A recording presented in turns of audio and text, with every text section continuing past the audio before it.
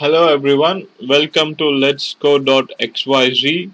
In this video tutorial, we'll be discussing about implementing logistic regression for our iris dataset.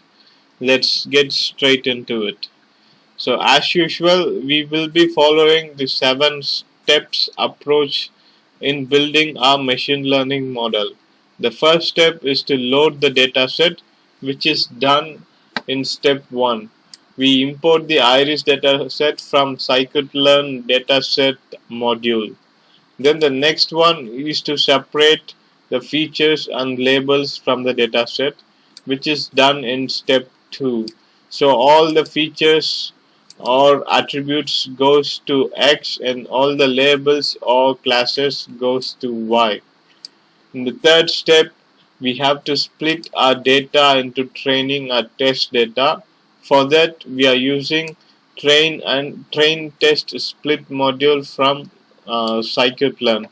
So we have to pass X values, Y values, and the test size, and then random state by default it's 0 as argument to our train test split function.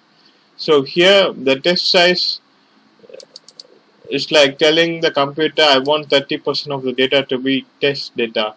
So that's what's going to happen. If you have 100 data in your iris dataset, 30 of it will be your test data and 70 of it will be your training data.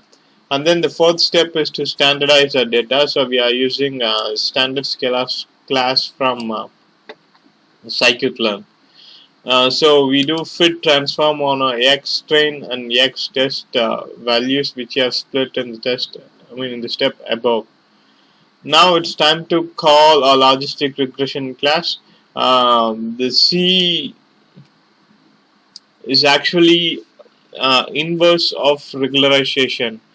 Regularization is amount of penalty you give to a cost function for wrong prediction.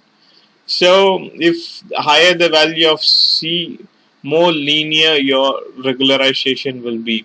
So the random state is 0 and then tol equals 0.1. That's tolerance for stoppage criteria. Okay. So we call logistic regression logistic regression class by setting these parameters. So we can tune these parameters later to improve the accuracy of our model. So that's called hyperparameter tuning. So then the next step is to train our model, which is what's happening here. So we fit our train data to LR.fit function, and then the seventh step is to make prediction. Okay, so I'm actually printing out the results.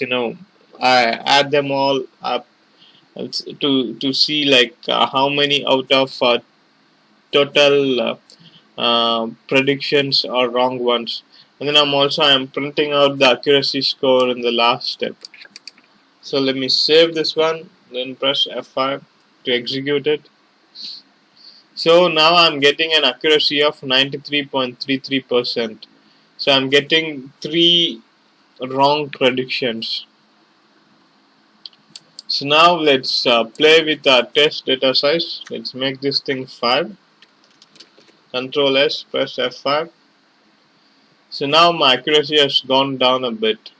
So, but this time it's for 50% training and 50% test dataset. Now close this one. Get over here. Let's do some hyperparameter tuning. Increase this one by 1. Save. Press F5. Now our accuracy has gone up 94.66 for the same 50-50 split of our dataset for training and test. Increase this by 1. Press F5. Now we got the highest possible accuracy so far, 96% for 50-50% split of our training and test data.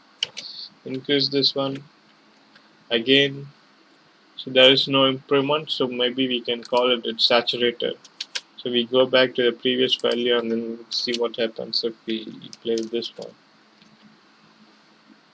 So it's saturated. So these are all the ideal, not so ideal. It's the closest value that we could get a more accurate or to have a more accurate model for predicting our iris data set using logistic regression. Thanks for watching this video. See you guys in the next video. Bye for now.